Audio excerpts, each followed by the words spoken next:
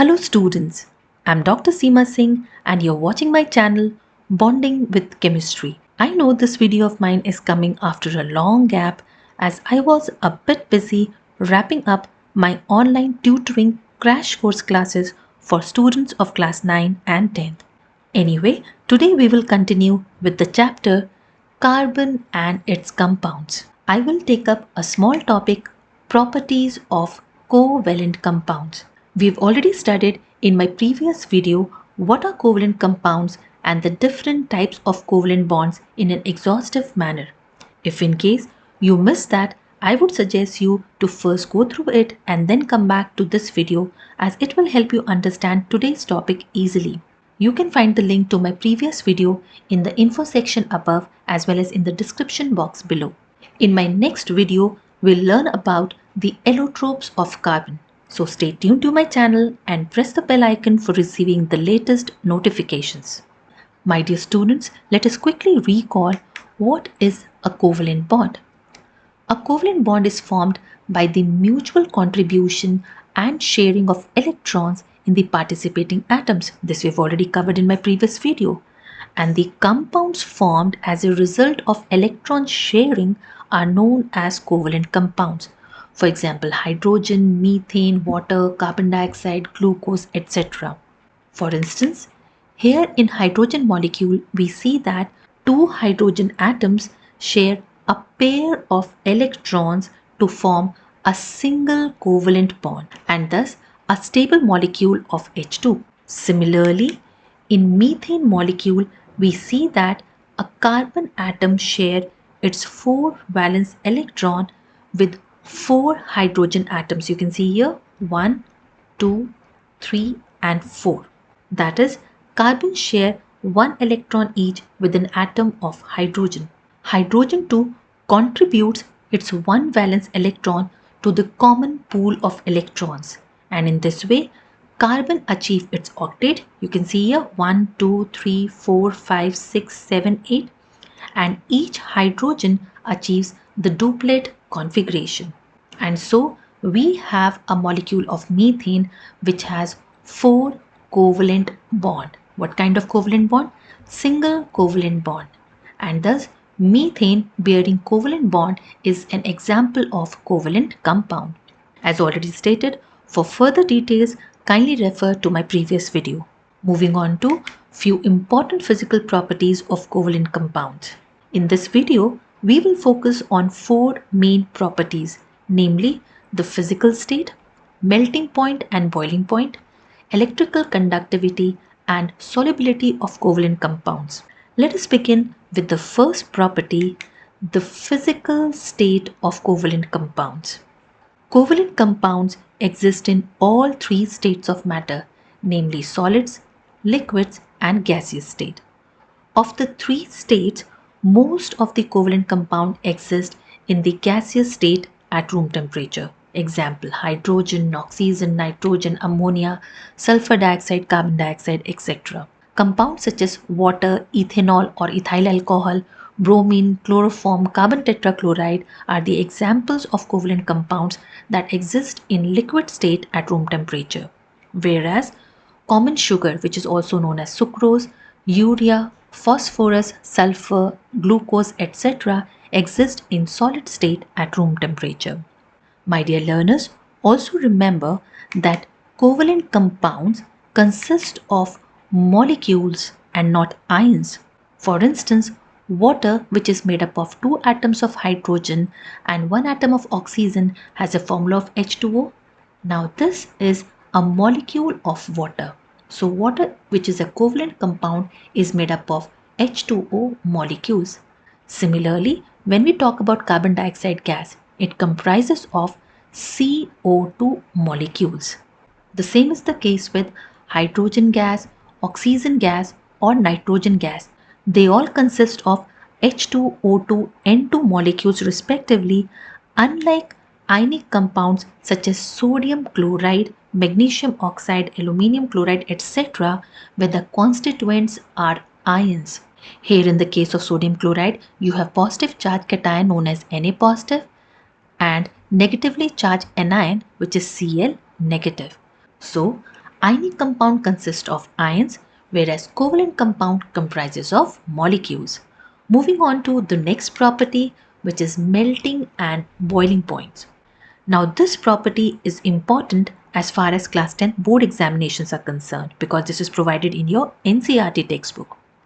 Covalent compounds generally have low melting and boiling point, as you can witness from the data provided in this table. This is because the forces of attraction between the molecules of a covalent compound or the intermolecular forces of attraction are weak. Let me explain what I said with the help of an example. Let's say we have water molecules. The bigger red circle represents oxygen atom and the smaller white one represent the two hydrogen atom, right? So this is one molecule of water and this is another molecule of water and so on. So when I say the intermolecular forces of attraction are weak, I mean this is one molecule, this is the second molecule. The forces between the two molecules are going to be weak. So what will happen if the forces between the molecules are weak? If you want to break them, you need to supply just a small amount of energy. So if a small amount of energy is needed to break these intermolecular force of attraction, that means these molecules will have low melting and boiling points. So I repeat, a small amount of energy will be sufficient to convert these compounds to liquid or gaseous state, and hence these compounds generally have low melting and boiling points. But students, we do have exceptions in the form of silica, which is silicon dioxide, SiO2. Also diamond and graphite, which are the two allotropes of carbon. Now these compounds have high melting point as they possess giant covalent structures. They are not molecular in nature but belong to the class of solids known as the network solids. Don't worry, you'll be learning about them in your higher classes. But I'll introduce you briefly about the three-dimensional gigantic structures of graphite and diamond in my next video on the allotropes of carbon. Let's move on to the next property. The next property of covalent compounds is the electrical conductivity. Again, this is an important property from class 10 point of view because it is mentioned in your NCERT textbooks. The covalent compounds are generally poor conductors of electricity. This is because they neither contain free ions nor free electrons that are necessary for the conduction of electricity. For example, covalent compounds like ethanol, that is also known as ethyl alcohol, glucose, carbon tetrachloride do not conduct electricity.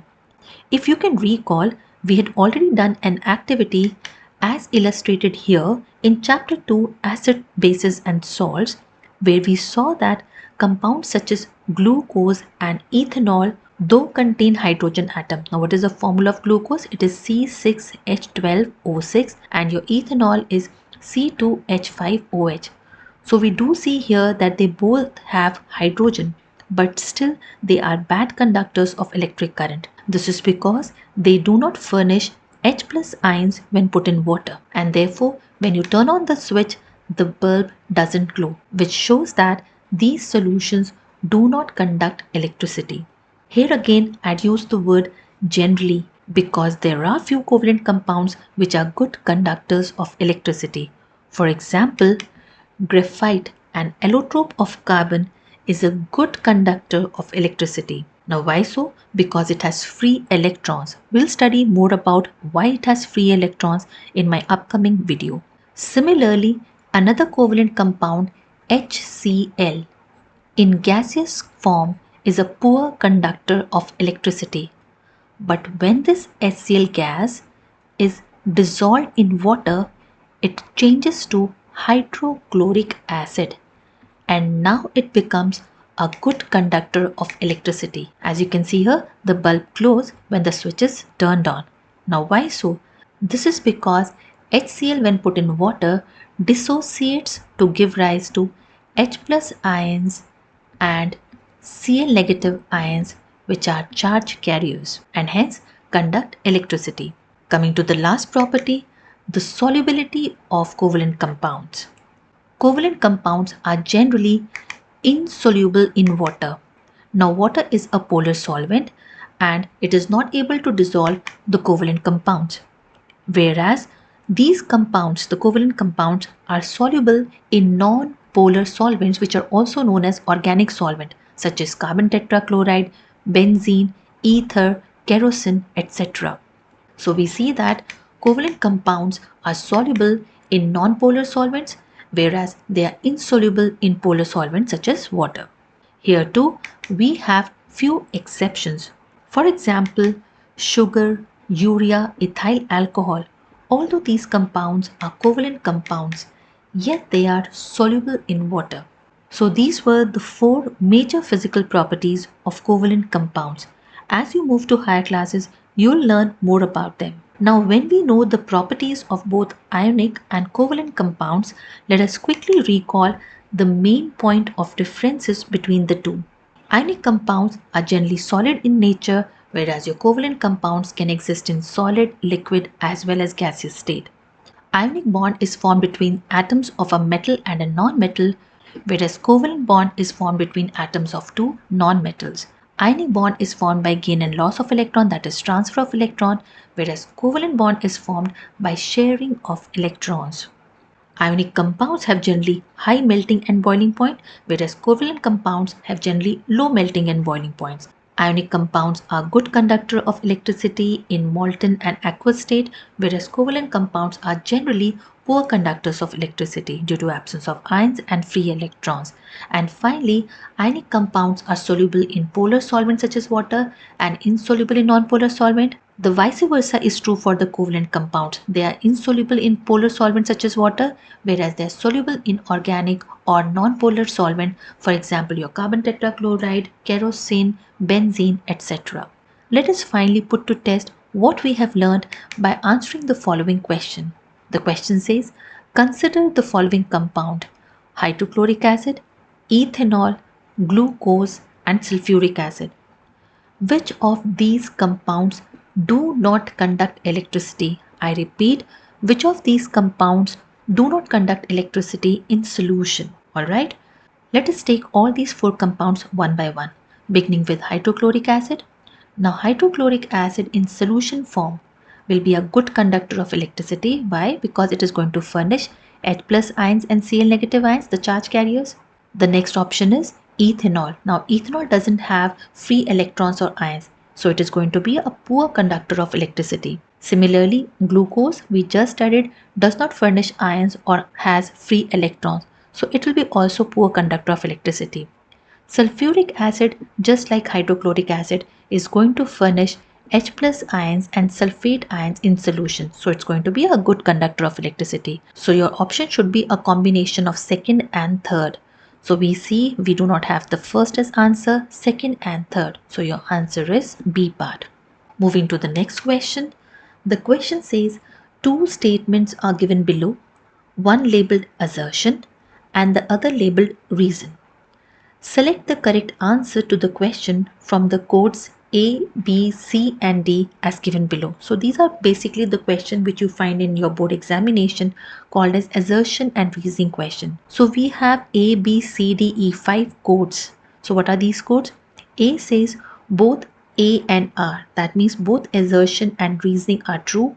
And R is the correct explanation of the assertion. So whatever the statement is given as A, R is the correct explanation to A. The second option is both A and R are true, but R is not the correct explanation of the assertion. Third is A is true, but R is false. D is A is false, but R is true. And finally, we have both A and R are false. So let's read the assertion statement. Covalent compounds have high melting and boiling points. You know that generally covalent compounds have low melting and boiling point. So your assertion is false. Moving on to the reason. There are strong forces of attraction in the covalent molecules present in a compound. No, we have learned that the intermolecular forces of attraction in a covalent compound is weak. So even the reasoning is false. So let's check the code. Code E. If both A and R are false, in this case, assertion and reasoning both are false, and so the correct option is, or the correct code is E. With this question, I come to the end of this video. If in case you like my video, do please spare a moment and give it a thumbs up. In my next video, I'll take up the allotropes of carbon. So stay tuned to my channel, do subscribe to it, and above all, if you think this video can help a learner perform better, please share. Thanks for watching, and until next time, take care and stay bonded, my dear learners.